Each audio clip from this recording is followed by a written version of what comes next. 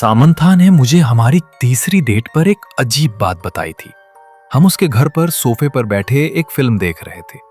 जैसे ही मैंने उसे किस करने की कोशिश की, उसने झट से हाथ आगे कर दिया और मुझे रोक लिया। एक बात है जो तुम्हें जाननी जरूरी है। उसने कहा। मैं समझ गया कि अब कोई भारी बात आने वाली है। मन ही मन सोचा, लो आ गई बात। शायद कहेगी कि वो किसी सीरियस रिश्ते के लिए तैयार नहीं है और कि इसमें मेरी कोई गलती नहीं है। पर मैं तो उसे पहले से ही बहुत पसंद करने लगा था, तो ऐसी कोई भी बात सुनना नहीं चाहता था। ठीक है, मैंने कहा। मेरा चेहरा उतारा जा सकता है। मैं कुछ सेकंड के लिए सोच में पड़ गया। क्या? क्या मतलब है तुम्हारा? मैं हंसने ही वाला था, लेकिन उसका चेहरा इतना सीरियस था कि मेरी हंसी वहीं रुक गई। मेरा चेहरा सच में उतारा जा सकता है।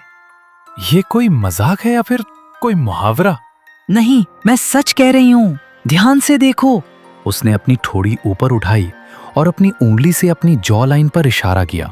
तुम्हें एक हल्की सी लाइन दिखेगी। मैं झुककर ध्यान से देखने लगा। बहुत गौर करने पर देखा तो चेहरे और गर्दन के बीच एक बहुत हल्की सी लाइन थी, जैसे कोई बहुत पतला फर्क हो।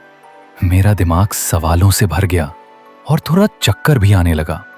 क्यों और कैसे जैसे सवाल मत पूछो, सामंथा ने कहा। मैं ये सब तुम्हें नहीं बता सकती। अगर तुम्हें ये अजीब लग रहा है तो अभी चले जाओ। मैं ये बात इसलिए बता रही हूँ क्योंकि मैं तुम्हें पसंद करती हूँ और हमारे रिश्ते में आगे बढ़ना चाहती हूँ, लेकिन ये बात मैं कभी नहीं बदलूंगी। ठीक है, मैंने थोड़ा हिचकते हुए कहा। मुझे समझ नहीं आ रहा था कि हो क्या रहा है। तो क्या तुम्हारा चेहरा हटता है? कोई बात नहीं, तुम्हारा चेहरा अच्छा लगता है। एक और बात है, दिन में एक बार, ज्यादातर शाम को, मुझे अपना चेहरा हटाकर अंदर की सफाई करनी पड़ती है, नहीं तो वो सड़ने लगता है। इसमें 1 घंटा लगता है, कभी कम कभी ज्यादा, इस पर डिपेंड करता है कि दिन कैसा बीता। इस दौरान तुम्हें कभी मेरा असली चेहरा नहीं देखना है, कभी भी नहीं, समझे? हाँ, समझ गया। ना देखना है ना पूछना है। सामंथा उठी और बोली, मैं बाथरूम जा रही हूँ चेहरा साफ करने। जब तक मैं वापस आऊं, अगर तुम यहीं हो तो मुझे अच्छा लगेगा, और अगर चले गए तो भी समझ जाऊंगी। वो अपने कमरे में चली गई। मैं वहीं बैठा था, थोड़ा डरा हुआ, थोड़ा उलझा हुआ। फिर बाथरूम का दरवाजा बंद होने की आवाज आई। मैं सोच में पड़ गया, शायद ये मजाक हो या फिर कोई दिमागी खेल। लेकिन अगर मेकअप से कोई एक्टर किसी और जैसा दिख सकता है, तो हो सकता है सामंथा ने भी कोई ऐसा नकली चेहरा पहना हो। शायद उसका असली चेहरा किसी एक्सीडेंट में जल गया हो या किसी और वजह से खराब हो गया हो। मैंने दिमाग में उस शक्ल की कल्पना की जिसमें बस कच्चा गोश्त, नसें और मांस होता है। क्या मैं उसे चूम सकता हूं अगर असली चेहरा वही हो? लेकिन अगर देखा जाए तो हमारी स्किन के नीचे तो हम सब वैसे ही हैं, मांस, हड्डियां, खून और अंदर के अंग। मैं कमरे में टहलने लगा सर पकड़कर। मुझे सामंथा बहुत पसंद थी। वो स्मार्ट थी, मजेदार थी और खूबसूरत भी। लेकिन क्या वो खूबसूरती असली थी? और क्या ये जरूरी भी था? जब वो बाथरूम से निकली तो मैं वहीं था। उसने मुझे देखा, मुस्कुराई और मुझे उससे प्यार हो गया। हमने डेट करना जारी रखा, साथ में रहने लगे, फिर शादी का फैसला किया। हमारा रिश्ता ज्यादातर बिल्कुल नॉर्मल था। दिन में तो मैं उसके चेहरे की बात पूरी तरह भूल जाता था।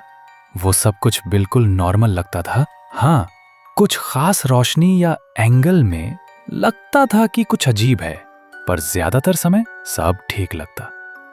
लेकिन हर रात एक जैसा होता। सामंथा बाथरूम में चली जाती, कभी 1 घंटे के लिए, कभी 2, और चेहरा हटाकर उसकी सफाई करती। मैं अक्सर सोचता कि उसके चेहरे के नीचे क्या होगा। कई बार तो बहुत करीब था बाथरूम में झांकने के, लेकिन कभी ऐसा नहीं किया।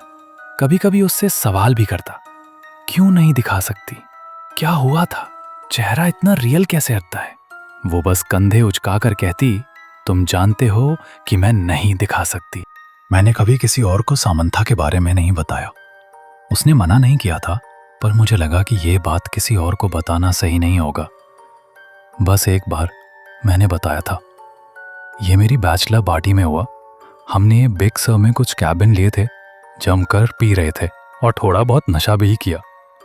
बाकी सब सो चुके थे और मैं अपने सबसे अच्छे दोस्त क्रिस के साथ चट्टानों पर खड़ा था, समंदर की लहरें देख रहा था।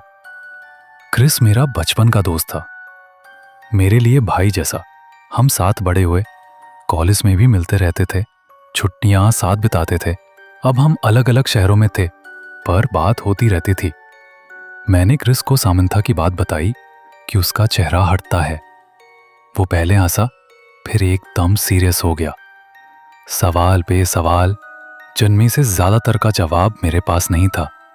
अंदर क्या है मुझे नहीं पता, और ये बात तुम्हें परेशान नहीं करती? बहुत सी चीजें हैं जो मैं नहीं जानता यार, मैंने कहा। मुझे ये भी नहीं पता मरने के बाद क्या होता है, पर भाई वो तेरी बीवी बनने वाली है और तुझे नहीं पता कि उसका असली चेहरा कैसा है। मैं तो देखे बिना रह नहीं पाता। एक काम कर, बाथरूम में कैमरा लगा दे, देख ले क्या है। मैंने लंबी सांस ली।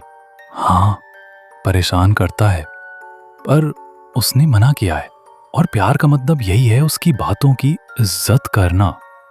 क्रिस हंसा।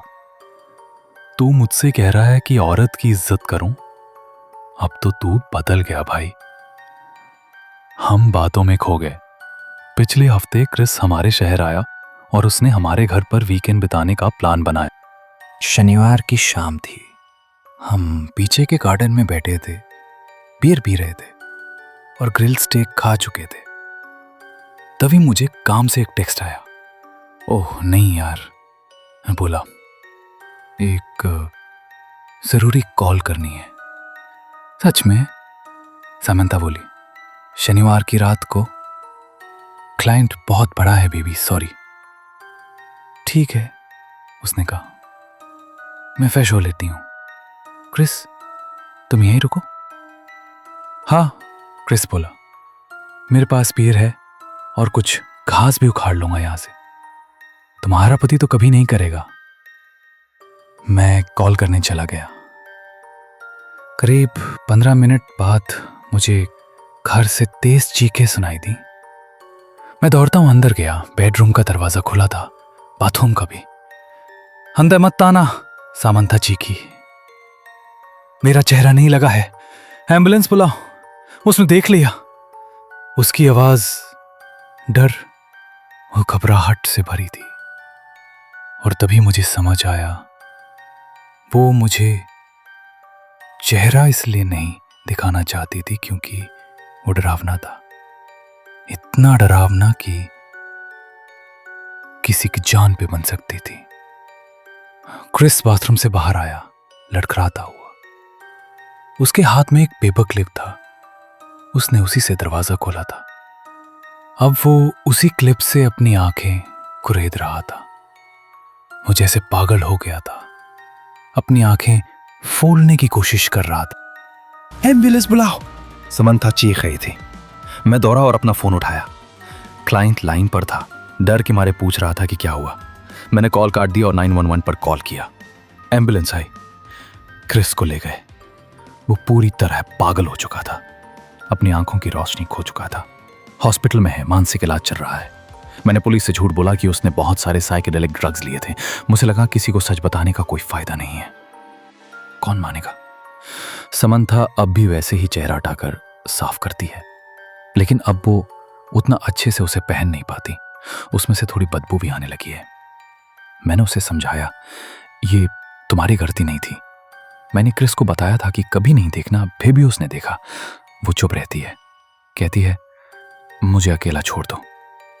और सबसे अजीब बात यह है, इतना सब होने के बाद भी मैं अब भी सोचता हूं उसका असली चेहरा कैसा होगा।